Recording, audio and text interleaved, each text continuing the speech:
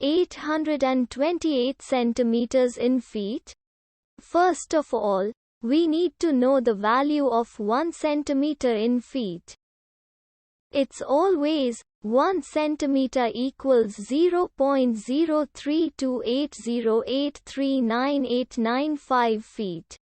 Now we have to multiply 0.03280839895 by 828.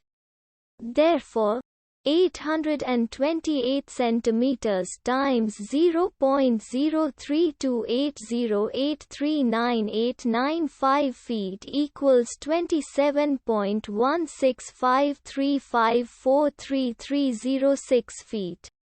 So, in other words, 828 centimeters equals 27.16535433306 feet. We hope you have enjoyed this video. Please like and subscribe to our channel for more videos like this.